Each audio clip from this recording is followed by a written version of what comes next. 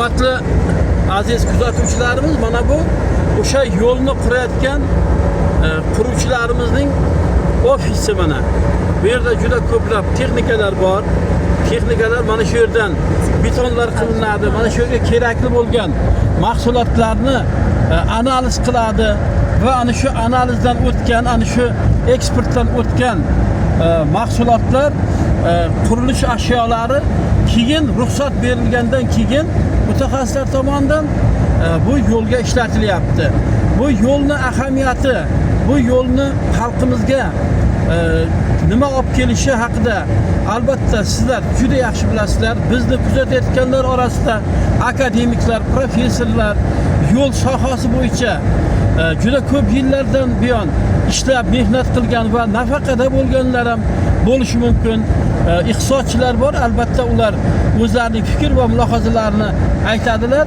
Mana Omonxonaga ketadigan yo'lda, mana shu manzilda, mana shu joyda mana yo'l mana shu holatga keltirilgan.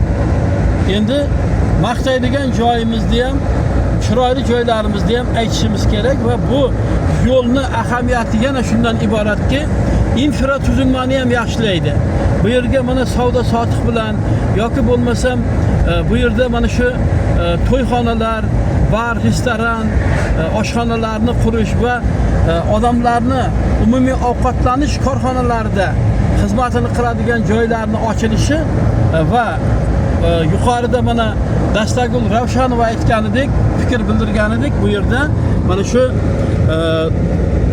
xalqimizni sayyohligini, ichki turizmni va chetdan kelayotgan turistlarni olib kelishda va ulardan mablag' tushishda katta yordam beradi. Biz albatta o'ylaymizki, bu respublika transport vazirligi, respublika moliya vazirligi, respublika avtomobil yo'llar vazirligi mutasaddilari, qolaversa mana shu turizmni rivojlantirayotgan va turizmga mas'ul bo'lganlar bunga jiddiy e'tibor qaratadilar va surxondaryoliklarni juda ko'p yillardan buyon orzu qilayotganligi, surxondaryoliklarning nihoyatda og'irini yengil qilishda zamin bo'lib xizmat qiladigan bu yo'lni bitkazishda yaqindan yordam beradilar va mablag' ajratish, zudlik bilan mana shu yerdagi olib borilayotgan ishlarni yana tezlashtirishga ahamiyat qaratiladi va biz o'ylaymizki, yaqin yillarda bu joylarda xalqimiz emin-erkin o'zlarini mana shu sayohatlarini, o'zlarini bizneslarini rivojlantirish uchun bu yerlardan o'tadilar. Jo'raqul Tursunov, bizni kuzatib boring va sizlar uchun ushbu lavhani tayyorlab efirga beryapmiz.